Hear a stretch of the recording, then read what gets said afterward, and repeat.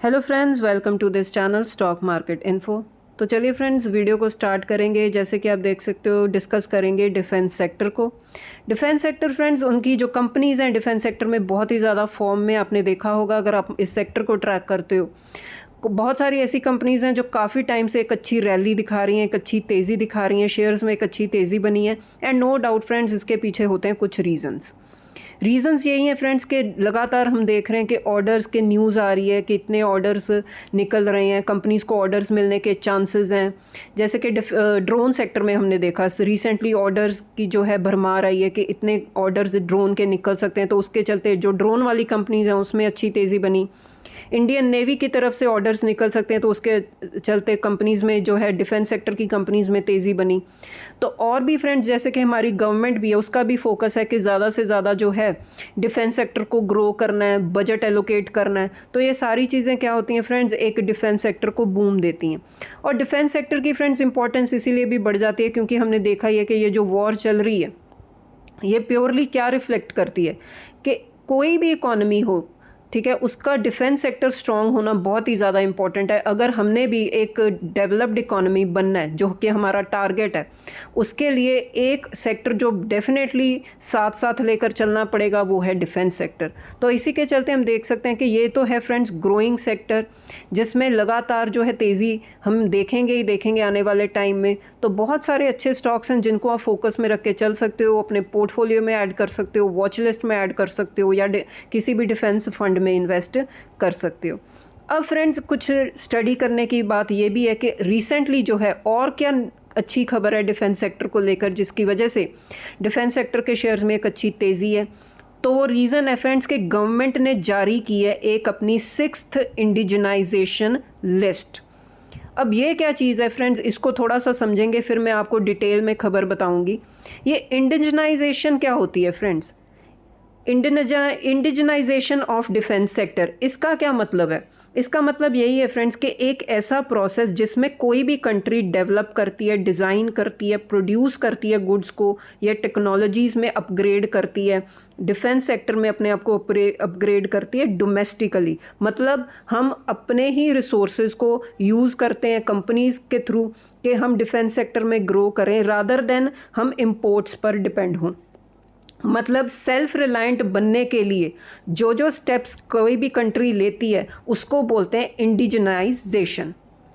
तो इसके फ़ायदे क्या क्या होते हैं फ्रेंड्स, इसके बेनिफिट्स क्या हैं? एक तो कंट्री कोई भी है फ्रेंड्स वो सेल्फ रिलायंट बन जाती है। हम किसी भी तरह से इंपोर्ट पर डिपेंड नहीं होते, हम प्योरली अपने ही सोर्सेज को यूज़ करते हैं अपने आप को सेल्फ रिलायंट करने के लिए, अपनी नीड्स को पूरा करने के लिए हम अपने ही थ्रू, अपनी कंपनीज़ के थ्रू डेवलप करने की कोशिश करते हैं। और डिफेंस सेक्टर में फ्रेंड्स इंपोर्ट पर डिपेंड होना, तो ये तो बहुत ही ज़्यादा खतरनाक बात होती है कि कल को किसी भी तरह से कोई भी रीज़न की वजह से अगर हम किसी भी कंट्री के साथ इशू हो गया हमारा, तो आप सोच सकते हो कि क्या क्या नेगेटिव इम्पैक्ट्स आ सकते हैं। दूसरा फ़ायदा होता है फ्रेंड्स इकोनॉमिक ग्रोथ। इससे इकोनॉमिक ग्रोथ आती है कैसे? लोकल कंपनीज़ को है ऑर्डर्स मिलेंगे, वो मैन्युफैक्चरिंग बढ़ाएंगी, जॉब्स क्रिएट करेंगी, जो हमारा फॉरेन एक्सचेंज रिज़र्व है वो हमारा बचेगा, सेव होगा, क्योंकि अगर हम इंपोर्ट करेंगे तो डॉलर में पेमेंट होगी, तो डॉलर में अगर पेमेंट करेंगे तो फॉरेन एक्सचेंज रिज़र्व यूज़ करना पड़ेगा, तो वो भी प्रोटेक्ट होगा अगर हम इंडिजिनाइजेशन करेंगे। उसके बाद होता है फ्रेंड्स टेक्नोलॉजी में मास्टरी आएगी। कंट्रीज़ जो हैं, जो हमारी कंपनीज़ हैं वो मतलब R&D में इन्वेस्ट करेंगी, जो लोकल इंडस्ट्रीज़ हैं वो खुद ही से जो है मतलब अपना जो है रिसर्च करेंगी और उसको अप्लाई करेंगी, एग्जीक्यूट करेंगी, मेंटेन करेंगी, अपने सिस्टम को अपग्रेड करेंगी, टेक्नोलॉजी वाइज अपने आप को स्किल्ड करेंगी। तो ये सारी चीज़ें क्या है, इसका फ़ायदा क्या होता है कि अगर हम खुद से ही अपने आप को डेवलप करेंगे तो हमारा इम्पोर्ट पर जो है डिपेंडेंसी कम हो जाएगी।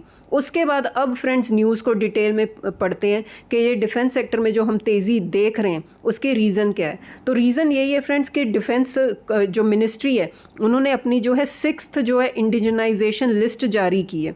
ये पहले भी हो चुकी है, मतलब ये 6th लिस्ट है, ये पहले भी हो चुका है कि जो गवर्नमेंट है वो लिस्ट जारी करती रहती है। और इस लिस्ट में है क्या फ्रेंड्स, 405 ऐसी आइटम्स जो हैं ऐड की गई हैं जिसका जो है बिजनेस पोटेंशियल है 3070 करोड़ का। मतलब ऐसी आइटम्स जो हम खुद ही अब प्रोड्यूस करेंगे, इंपोर्ट पर डिपेंड नहीं रहेंगे, हमारी जो कंपनीज़ हैं उन्हीं को ऑर्डर्स मिलेंगे, वही अपना जो है टैलेंट स्किल यूज़ करेंगी और उनको प्रोड्यूस करेंगी। तो ऐसी 405 आइटम्स और हैं।